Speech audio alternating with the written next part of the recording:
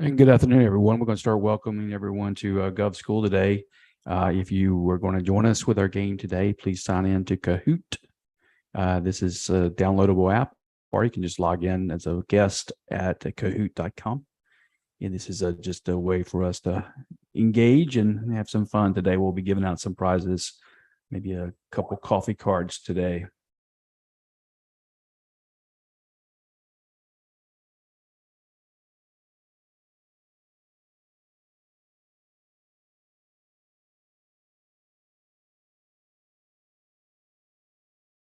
Give us a couple minutes as we continue to let everybody in the room. I do ask that you maintain your mute status while you're live with us today. Help out with the background noise. This whole session probably will take about 30 minutes, and we'll get started about 4:03. When you go to Kahoot, you just type in the game pin, or you can scan that the QR code that I've got showing up here.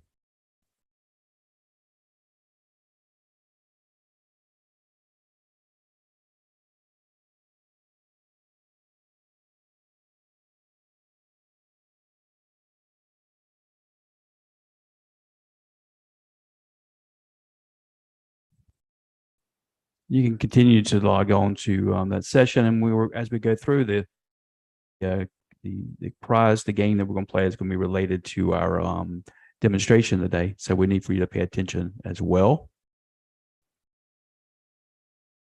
Still having individuals come into the room. I can see them logging on. So let's just give them just a few more minutes.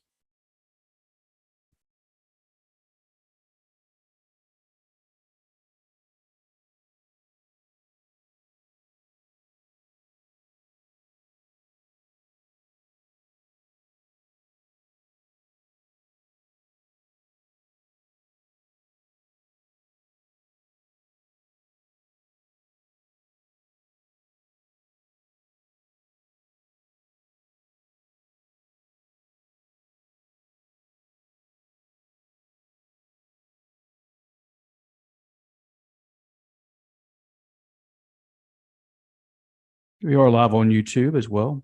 If you're on YouTube, please join us with the game. Show up. You should have some key names there. And I'm not seeing anybody really log in here. This is a new thing we're doing.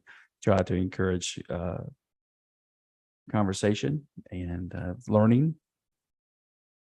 I used this in a class last night. Everybody had a great amount of fun with it. So I wanted to try to bring it to our live sessions this afternoon online. So with that said, let's go ahead and get started. Today at Gov School, we have discussion about the request for proposals. It's one of my favorite sessions that I do. In fact, we've got a new publication coming that will be available here shortly. Finalizing it, we'll have some details on how to read an RFP. There's different sides of it. One is how to read the document itself, and then so that you can get prepared for a proposal side. We have a class on with Tammy Bailey Fultz that tells you actually how to write a response to those RFPs. So I encourage you to attend that if you have an opportunity to do that. And on the first side, though, is the learning how to read the RFP. And that's what we're going to focus in on today. As I step back over here, I'm going to walk you through this new publication that we have. Just as a reminder, this is a service of Gov School. We like to try to teach you how to win. If we know that we can help you learn the winning strategies, then you will be more successful. And there's plenty of opportunity for you to try on. And we have a variety of classes to get you through that. And this coming Tuesday, we will be discussing disaster spending. And then next week, I've agreed to add a class just talking about usaspending.gov. usaspending.gov is a key resource for learning how to see where money's flowing, but also see what is required to win a contract. So you can go in there and actually do some price research. I'm going to show you how to use that tool. And then, of course, from disaster spending, I think I saw today where we've actually got a storm on the way. So we knew it was coming. But disasters come in all forms. There's flooding. There's the situation there in Mississippi, as also with fires and of course COVID still. But you do have to be registered the proper way in order to receive those listings and to win them. So we want to make sure you understand that. That'll be 4 o'clock on Tuesday. Both of those are complimentary sessions next week, so please join us. The purpose of the day is a session where we will identify the structure of a request for proposal, and then I'm going to walk you through each section and explain the importance of those sections. I'm actually going to go onto the web and give you some examples of some actual RFPs. And I'm going to pop through. One of the areas that I work in is classification and compensation consulting, and I do that on behalf of local, state, and agencies. And I'm going to share with you some of my strategies to win those. I've actually won about 400 contracts in some 34 states in a 30-year career. So I want to try to share that with you. In this discussion, we're going to focus in on the request for proposal, but there are really a number of different contracting instruments that you can use.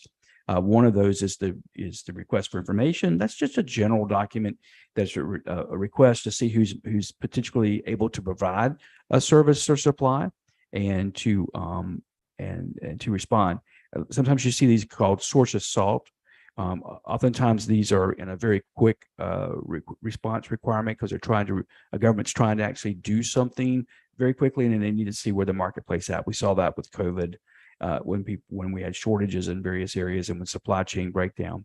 And other times it's sometimes we're for more complex transactions where they need to bring you to the table, perhaps even in an agile environment, but they want to have information about, whether or not you're able to actually meet a need or supply that they have, and they're trying to build that marketplace. A request for qualification, typically driven by professionals, and in the sense that, attorneys, engineers, others who have particular qualifications, they want to make sure everyone they're competing against is there to. Let's see, I've got some folks in the waiting room. Hold on 1 second here. Let them all in.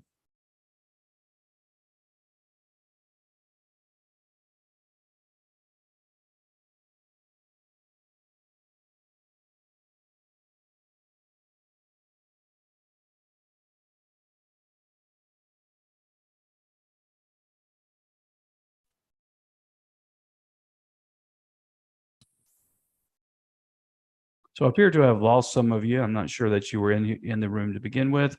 So we're going to start over with this. And this is one of the things about doing a live performance. And I had thought that we had you live. We do have some on YouTube live. And so I would encourage you to bear with us as we get this restarted. Those of you who are coming today, we are going to play a little game called Kahoot. If you're not familiar with that, you can go to Kahoot online.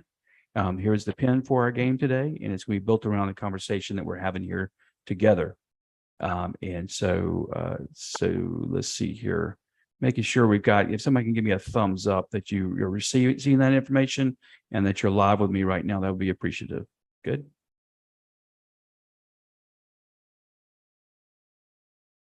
Still not seeing that. So give me just a second.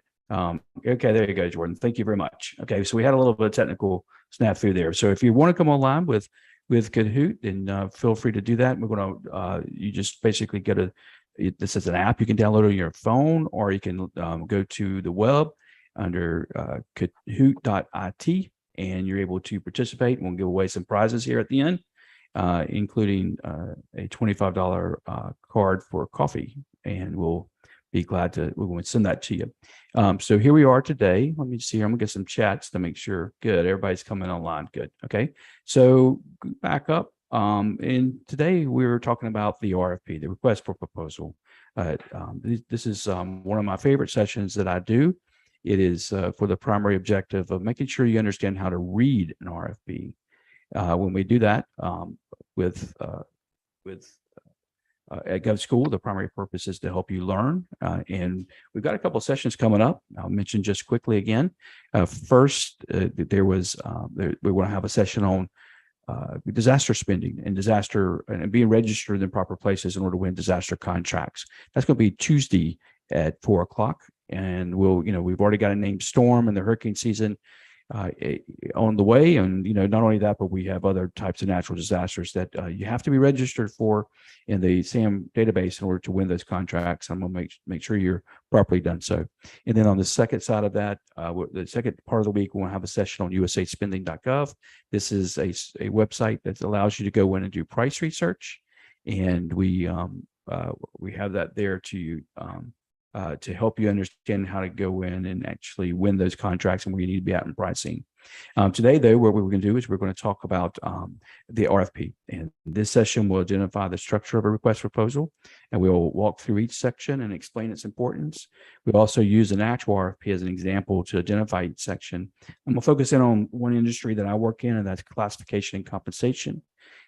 And it's important that you as I walk through that, just to understand that's the background that I have, and I'll be able to explain that to you a little bit better. I've won about 400 contracts in some 34 states over a 30-year career, and I'm going to share with you some winning strategies to help make that happen. The first thing that I always do is, when you see an RFP, just remember, there's a saying I like to watch. It's supposed to be hard.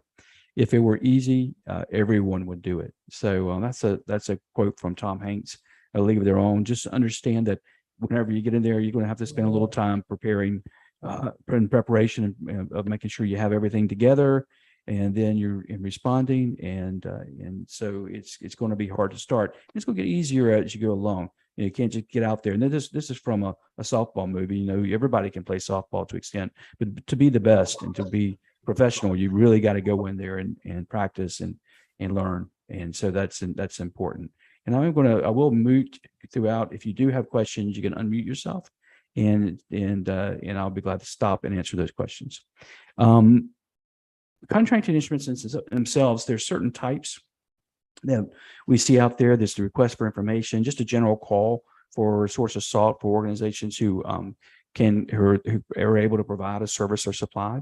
And then we have also requests for qualifications. This is really more traditional, professional, maybe an architect, engineer, an attorney, got a specific skill set that governments are trying to acquire. And then we have the federal source of salt, was kind of like a request for information, but they're trying to make sure there's a competitive marketplace to see who's interested before they pursue it. Sometimes they'll go straight to purchase from that, depending on whether or not there's a competitive marketplace. And then we have an invitation to quote, ITQs. These are somewhat straightforward. Usually being able to get everybody understands what they're looking for, get a quick quote, maybe 2 or 3 companies responding, but a very short time frame in order to award a bid, almost always by low cost. And then we have the invitation to bid, or there's the typical solicitation, request for bid, where the government knows pretty much exactly what they're looking for, and they're there to make sure everybody's on a level playing field, and you're able to send back a response, giving you some time to do that. But they've got typical sheets in place to allow you to give them an exact bid and allow them to move forward pretty quickly. And my favorite is the request for proposal. Here, the RFP, it's more general in nature. It allows you to sell your company to an organization, but they basically come in, they know what they're kind of trying to achieve, but you're the subject matter expert. So they will look to you to tell them how they're going to go about achieving that. And they will give you some specific way to do that, the format, in order to make sure they have a level playing field, but you are able to stand out on your own. And so just in general, what is a request for proposal? It is a solicitation, meaning it's a competitive situation where they're trying to acquire your services. And it's oftentimes made through a bidding process by an agency or company or interested in procurement of a commodity, a service, a valuable asset of some sort, to potential suppliers. So they're actively seeking you, and that's important to understand. So it's not a done deal by any means. When you see an RFP and you think it's written in a certain way, it's generally because the information has been lifted from elsewhere, and they're just trying to get it out quickly. But it's not that it's set aside for a particular company. And so I like to reinforce that, because if it's on the streets and you can respond to it and you've got a good shot at winning it, just as good as anybody else. Here we have the typical parts of an RFP. The documents are almost always set up. So there's a statement of work, technical specifications, a schedule, a list of deliverables. They will give you the contract terms and conditions, a format of a proposal. They're going to give you qualification and experience area. They're going to ask for a cost breakdown, and they're going to give you evaluation criteria. Now, any RFP will have all of these parts. May not be assembled in the way I've got it listed here. So sometimes you have to step in there and kind of break it out yourself.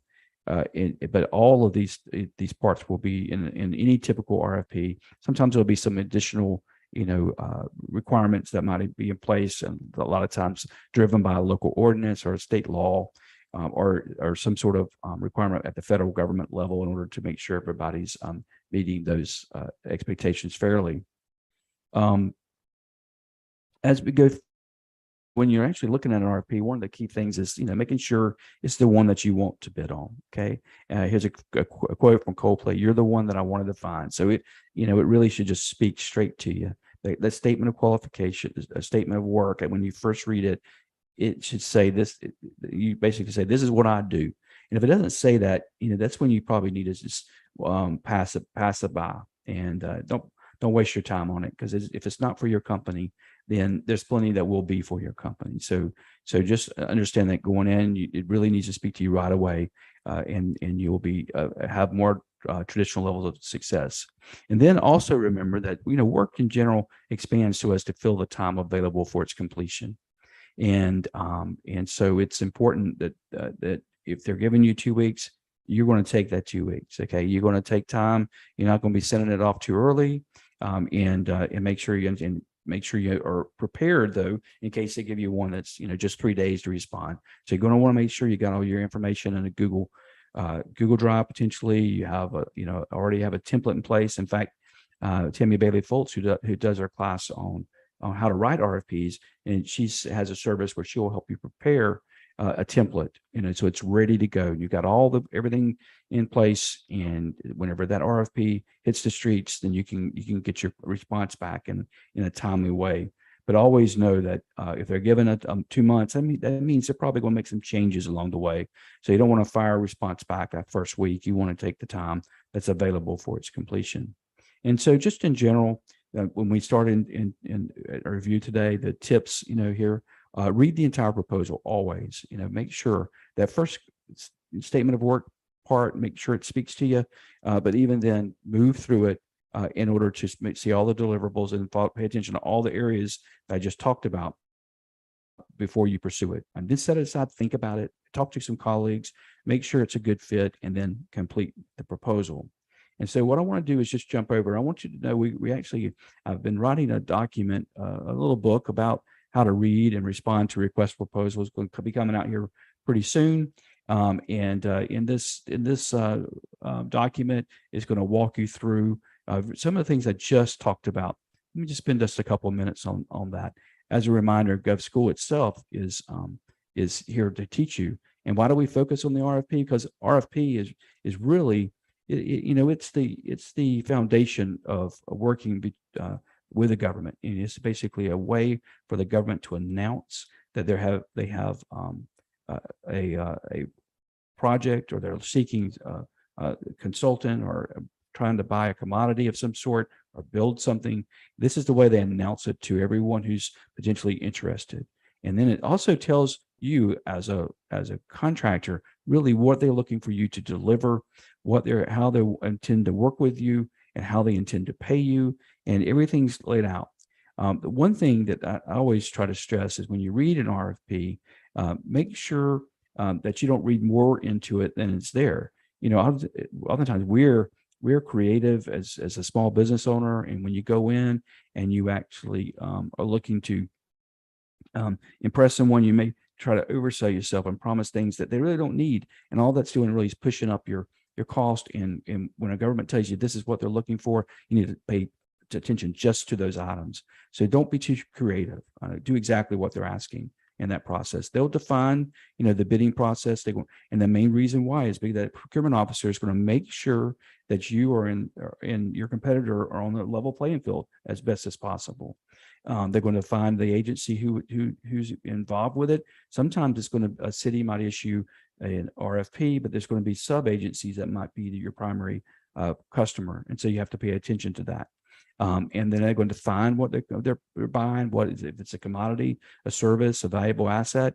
They're going to make sure that everybody who's eligible, all potential suppliers, are able to bid fairly.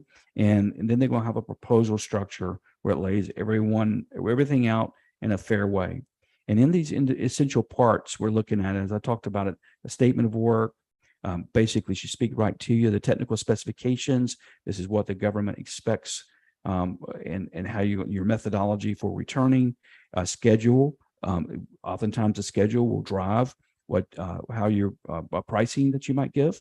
But it's also a way to know when you have a start date and a completion date. It's not open-ended, so it speaks specifically to that. And a list of deliverables. This is your profit center, part of the contract. Here, this is where you're going to speak to just the deliverables they're looking for, and this is the meat of the solicitation. And whenever you send it back, that's what you're expected to respond to, and you don't need to price in things that they're not asking for. You also don't need to leave things out. Whenever they say they want a particular deliverable, then you want to make sure that you're able to meet that deliverable. The contract terms and conditions, this is the profit center, and this governs how you're going to respond to them. And they'll hold you to the contract. And also the same on the reverse side, they can ask you to do things that you didn't agree to. And so if there are some amendments, then you're able to be compensated fairly in that process. Or there's some delays, and now we're looking at supply chain issues and out there, and it creates problems for contracts. And so we want to make sure that you're aware of that, and you can make some adjustments if you need to. There's a process for that. So contracts are becoming more and more important to pay attention to. Only to say that when you see a contract from a government, it's generally what you're going to have to live with. They're not in the business of negotiating contract terms. The format of the proposal, this lays it out. This basically says, here is how we want you to respond back to us. And you're not to go and use your own format, you're to use their format. And so if you have a sample RFP response that you're having, or a template or a boilerplate that's set up for you to use, you may have to make some adjustments to that each time. And if you don't, that can cost you. Okay, so understand that going in, not every proposal is set up the exact same way. Qualification experience, this is really your time to shine. This is when this in an RFP, basically you've developed your business because you've got some qualifications, because you've got the experience. At the same time, they're going to want some past performance. Oftentimes we come to the table with ample performance. Sometimes we're brand new, but we've got there in some way. So you have to take that opportunity to shine for your company. The cost breakdown, oftentimes the RFP the cost is a small part of that. They don't even really look at it until they understand who they're working with, and that you're able to provide the services. It's very rare that you see costs more than 20%, if even that high. Most of the points that are given in evaluation criteria, and you're going to want to pay attention to that, is related to your experience and your ability to understand what they're asking for and your ability to provide it. So these building blocks are there, and they're a part of every single contract. And what we do in this book here is we go through in detail each section, very similar to what I'm doing here today. And I'm going to have this available to you here pretty shortly. We're in the final stages of preparing it. But I'll call attention just to one quick, because when you're writing your proposal, once I get past that statement of work, the other part is I want to know how I'm evaluated. I know in my class in graduate school, the first thing they ask me, they say, "Professor, what's the matrix? How are you going to score us? How do I get that A?" And they almost always focus more on that than they actually do on learning sometimes. So whatever their things are, they want those check marks. And so that's the same thing with an RFP. Understand what they are, understand how they're scored. When you go in and look at those deliverables and what their evaluation criteria is, you can then step back and even potentially score yourself internally within your own department organization, and have that ready to go as an for examples for the future. So score yourself first in there. So what I want to do now, first of all, I want to call attention once again to the game that we've got. I've got a couple of people in there. Good. This is at kahoot.it or on your app, and you can type in the game pin, and we're going to have a little contest there. You also can just scan that QR code and it should pop right there in there for you. So please join us, and we want to do that in just a few minutes here and give away a $25 coffee card to the top quiz winner there.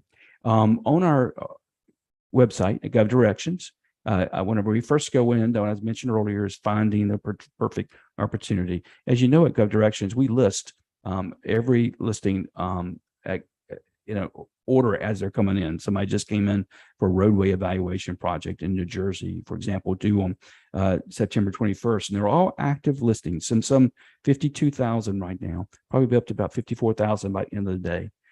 5,000 of these are going to be awarded out today.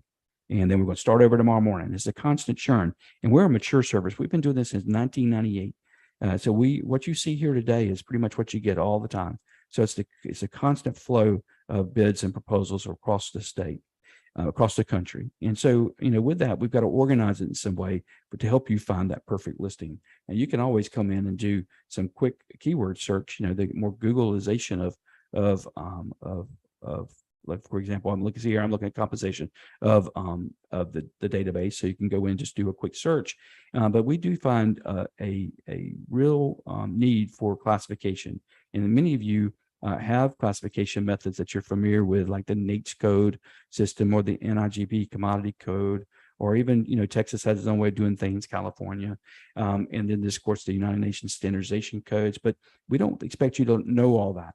So what we actually do is we take every single listing and we go in and we classify one of 172 industry categories that you work in.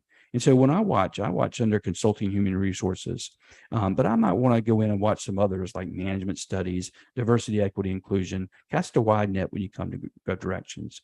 But for today's session, I'm going to just drop in here. And what this will do is show me all the active listings that we know about in this particular category. They're not found in the other categories. So what I see here is going to be just in this area. Now it's going to come to me every day in my daily alert based on my settings in my personal homepage. But right now, I might want to go through here and see all the listings. I'm going to show you, but if they're by state and local or federal government, and you can see that state and local government by far is the more active marketplace, some $7 trillion marketplace. And state and local government is 20 to 1 typically for listings for them seeking your services. So here I caught my eye just a little bit ago, calling it from New Mexico. There's a classification and compensation study. I like to work out in New Mexico. I've done a couple jobs out there, and in the southern part, and also in the mid part and the northern part. So it's a great state to go work through. And so a lot of times that's one of the indicators that I use for success. And for all of these, you're going to have to define your own. But if I like working somewhere, I tend to get more, I want to win that contract. So I tend to be more successful there. But each of these listens the same way. We're going to give you the title of the bid. We're going to allow you to capture it. And we're going to also be able to give you a personal folder so you can go back and view those. We'll give you the original source, the due date. We may want to see where Sandoval County's at. Click on here very quickly and see. But here it is out in the text. I'm gonna have to scan out a little bit. It's too close in there for me to really still see it.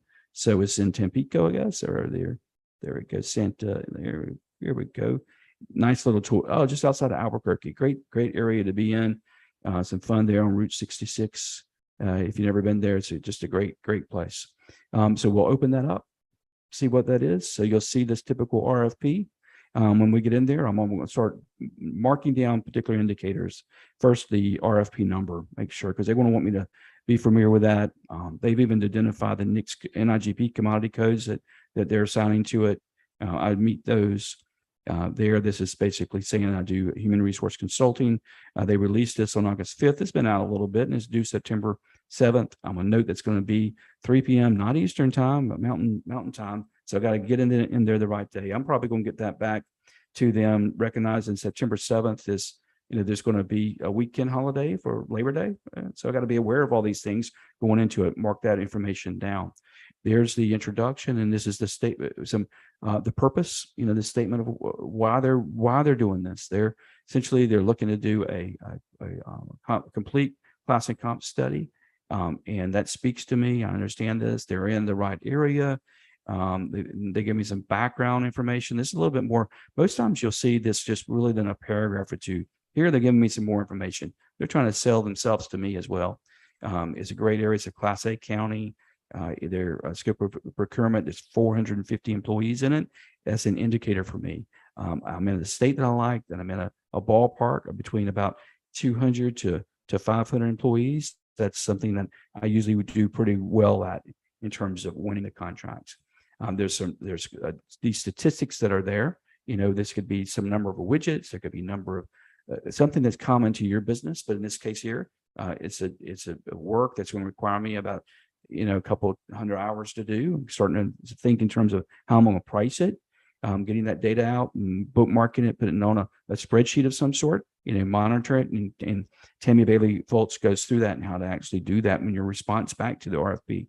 But in the meantime, I'm going to really start building those indicators as I pick that up. They're going to give me a point of contact. They're going to tell me how to deliver it. And then they're going to start into some parts of conditions that I might have to meet. They're going to give me a timetable. Okay. How it's going to be issued out and when they're going to actually evaluate. They're telling me right now they're not sure. They want responses back. So I don't expect to win this on September 7th. I'm going to have to give them some time. Okay. Because they're basically giving me that information right now. This could be out open-ended for a while. In fact, this one here, I probably would, if I bid on it, I would put a collar around that. I'd say, okay, my RFP, I know you haven't decided. I can tell you that I'm only going to hold my price to the end of the year.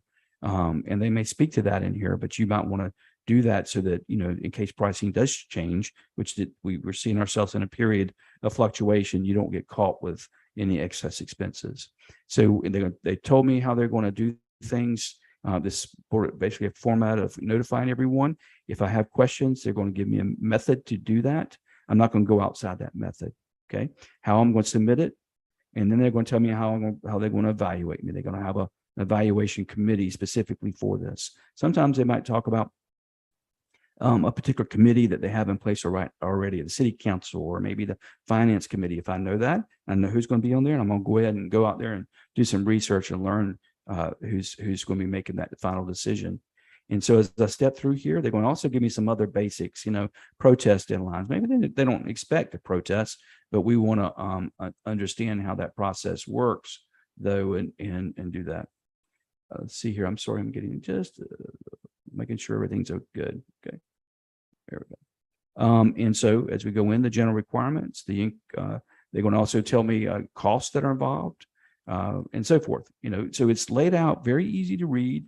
And they, here they want to give me 120 days. So this is I have to at least guarantee my rate for 120 days. So they're going to speak to these things. So, but if they didn't, I'm not going to leave it open ended. I'm going to speak to that back to them. Okay. Other parts of this standard, very standard. If there's any minor changes, things like that, nothing surprising. So I should expect that.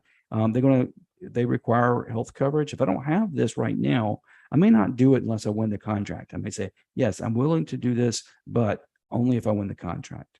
Okay. And so you can do that when you respond to RFPs. So be aware of that. They want a letter of transmittal. They want some basic information, and I'm going to lay it out exactly the way they've asked me back here. Okay. This is the first time I've actually looked at this RFP, but it's common enough to know how I'm going to have to respond back. Okay. And I'm going to have most of this really already ready to go in a Google Drive. Nothing here is catching me off by surprise. There's going to be some local New Mexico related issues. And they're telling me right now that they've got some preferences, and when you're working with government contracting in the federal level, they have set asides, meaning only those companies that have that certification or that NAICS code can bid. Here in government, local government and state government, they usually have preferences, meaning that everybody can bid. And then they may choose to give some additional points if there is, in this case here, if you are located in New Mexico, or if you're Native American or you're resident. They have different ones that they may choose to do that, and they'll let you know that going into it. But they're going to here. They made us aware of that. How many responses? You can send one only. In this case here, they want to have it hard copies. Sometimes they want them electronic. Others they don't. So you have to know that.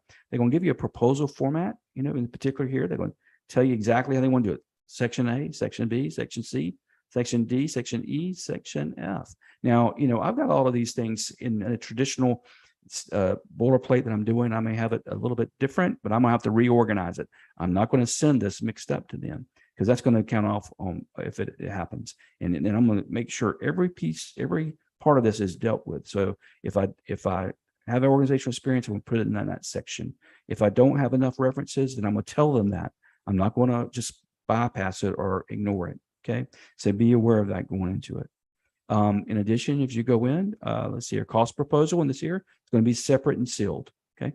They probably want to look at that until I get past the first step. Okay. And that is that I can prove I'm qualified. And here's the detailed scope of work. What they want me to do, more or less, at this point becomes the deliverables. They may actually have another specific 1, 2, 3 item deliverables, but here is a general, and I'm going to make sure I can do this. If I can't do something, I'm go ahead and probably note it as I'm reading it here the first time, and then I'm going to reach out to the individuals I think can provide it to me and provide and serve me. So I'm going to stop just for a second here. Remind everybody to join on our Kahoot at kahoot.it or on your app, and you can use this pin or you can scan that QR code. This will allow you to play our game here at the end, and we'll be giving away a nice little surprise. As we go in, technical specs, they're going to tell me how to do this. Be honest with you, if you're in business now in this particular area, this is going to be something common that you would routinely see. It's not going to be something that's not that you're not familiar with. But I am going to read through it again because there could be something, one or two things that maybe they want 3 references instead of 5, or they may want, or instead of 2. So, but when they say here they want a minimum of 3, I'm gonna make sure I have a minimum of 3. Okay, and they want state and local government, and I'm gonna get state and local. I'm gonna get as close to them as I possibly can. And this is a county. I'm gonna maybe make sure I have some other counties. The evaluation criteria is there. They're basically, they're going to have a committee. They're going to look at those. They're going to contact them. So I'm not going to give them somebody who's not going to be able to give me a good reference. Okay, don't shoot yourself in the foot, and know that going into it. The mandatory specifications they have. Okay, that you have. If I don't have the mandatory, I'm going to skip this one. Okay, because they've said mandatory, and so make sure of that. Don't waste your time on things that you're not going to win. Okay, you may want to follow along, see who does win, see what the winning proposal gets, but you're automatically, if you don't meet these mandatory requirements, then you're not going to be considered. Okay, and the business specifics, the financial stability, these are very common parts. And there's that evaluation. Look at there. So I've got an evaluation. I've got a matrix. I'm gonna go for the experience. I got some experience. I've been around. 30 points. Get that. Okay. References. I'll have good references. 10 points. Got that. The mandatory specs, I'm going to meet that. So that's 90 points. That's 90 points before they even get to the cost. I'm not even seeing, here it is, 10 points for cost. Okay. So 90% is that they like me and I can do the job. And so that's important to understand that. So don't go in, and that's one reason I like RFPs the best. Don't go in and undersell yourself on these type of projects that are where they're really counting on you as an expert to come in and help them. Okay. As you're coming into the room, just remember we're playing this game. You can get the game pin here and then the QR code and join us. At the end, I'm going to be asking some questions on what we've talked about here. And then this here, the other things that they're looking for, these are pass fail, meaning that you don't want to fail. Okay. So if you don't have that letter transmittal, that's going to be a way to just knock you out right away. You don't want that to happen. Okay. One time I had a client who was bidding on a $3 million project and forgot to sign a couple pages that were a pass fail test, and that ruled them out and had probably the best proposal on the street. So you don't want to have that happen. It just catches you pitching a bad day, bad frame of mind one day, and can hurt your business long run. And then they won't give these extra points potentially if you do. So these are pluses, not minuses, but pluses. And then the factors, they're going to lay those out, how they're going to do that. So this is where you can really read these, and then go back into your group and say, okay, read this, and then let's score ourselves before we get in there. I think I've probably got a 90, and I may not get that low price because this project here, it's going to cost me a little bit to go from Atlanta to Mexico. So I might lose some of those, but 90 is a good score. Okay. So going into it, just kind of, know that in your head, these type of things. So that's that part. And then that process, they're going to do it pretty quickly. It's going to be available to you. And then that's it. The rest of it is some forms. I want to make sure that I've signed them and I've done them the correct way. But they're going to lay them out for me. I'm not going to have to do any searches or anything out there. And when I do this, I'm probably going to save these in my Google Drive for future use. If I'm dealing with New Mexico, a lot of these will be the same thing in New Mexico. So that's a traditional RFP. And I've talked to you today about, let me see, go back to my slide, make sure I've covered everything I wanted to cover. And as we do this, I always just like to point out, the only source of knowledge is experience. And this is an Einstein quote, one of my favorite. You got to get in there and you may even want to fill out one of these RFPs first and not even send it off. Who knows? Get some practice. Okay. The other is start firing them off. And if you don't win them, it's okay. It took me a while. The first one I won was a small town in Vermont and just went from there. But I had to go in there and really win that one. More traditional business development, in fact, than it's supposed to being the best in this type of a competitive environment. But I just hit it off and they liked me in that process. And so in this class here today, our primary purpose was to, identify the structure of RFP. And we wanted to walk through each section and explain its importance. And then we use an actual RFP as an example to identify these various sections. So let's just take a step back here. I've got a couple of people. I'm going to give you maybe a chance to load that up. If you haven't loaded up yet, take a little quiz here.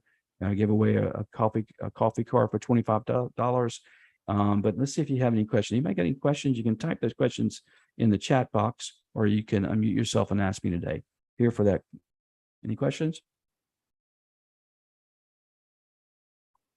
Okay, so with that said, let's just get this. This is one of my first ones doing this, so I'm going to start. Got one more on there. Anybody else? You can raise your hand. Tell me to give me a second to do this. It's going to take just a few minutes to take the quiz, and hopefully you've learned something today. So it's getting ready to start. And are the slides accessible? Yes, they are. Okay. And the RFP template is, if you call our staff, Dale can help you, but I will be glad to help you as well. It's 800-492-8523. It's on our website, 800-492-8523. I'll type that in there. And Tammy Bailey Foltz is the person who has that ready to go, and she will help you with that process. There is a cost for that, and she can work that out with you directly. Anyone else want me to wait? You still logging in? Okay, so let's lock the game. Here we go. And take your time and you get ready to start. So here's our RFP quiz.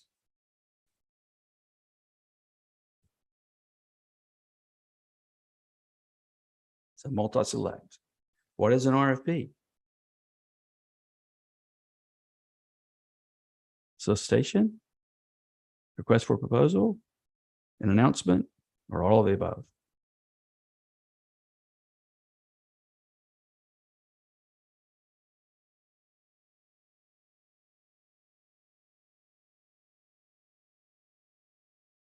All of the above. Okay, so we got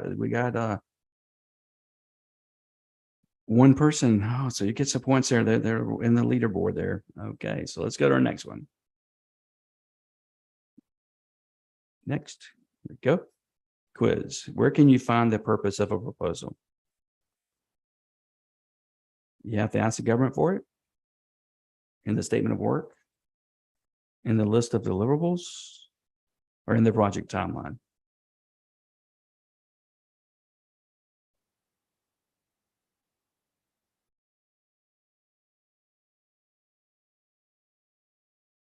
In the statement of work.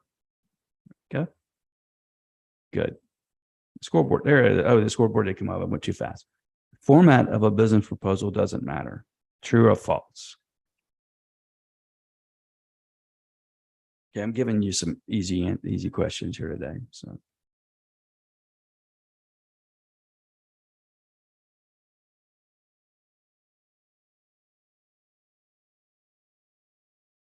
of course, it is false. Always, the format is very important. So you all got that correct. Okay. And so here's our leaderboard here. Let's see here. Jordan, you're in the lead there with Ladybug. Sky's doing pretty well. Free and purpose. There we go. Okay, next quiz. Which of the following helps determine pricing? A lawyer determines cost. No, that could be true. The proposal format, the proposal timeline, or pricing is negotiable.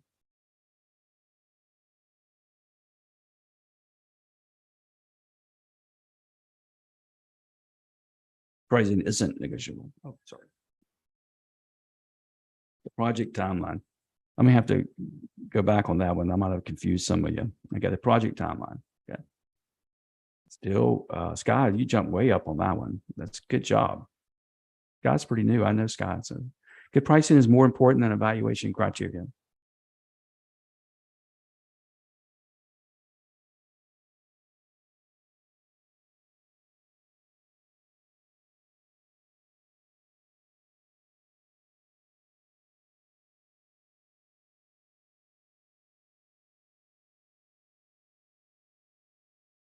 False. Everybody got that one. Great job. Pricing is almost always secondary on an RFP. Remember that. And it's a very low percentage typically.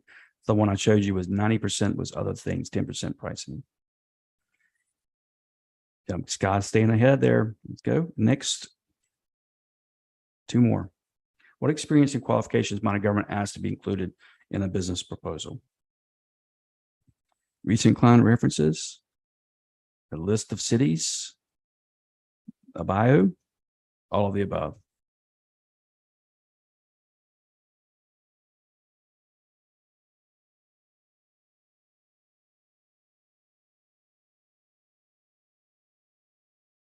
All of the above. Good job. All of these are ways to sell yourself. So get those lists available, keep them in order, keep you a folder for all three of those types. Okay. Next. Final, that's the number 7 is governments like when you offer alternatives to their proposal. True or false?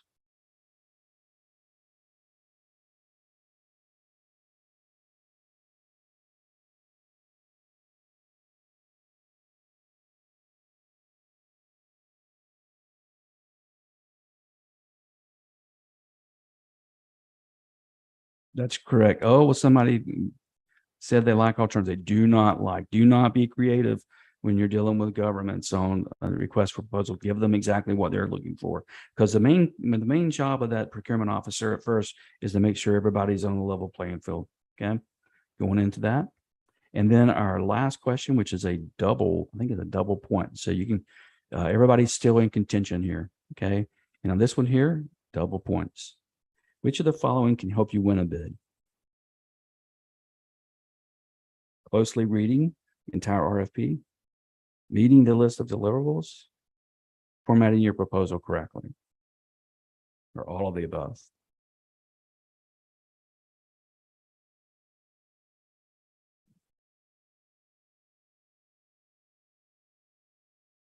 That's correct. So everybody got the double points there. So let's see where we ended up at with our final score there.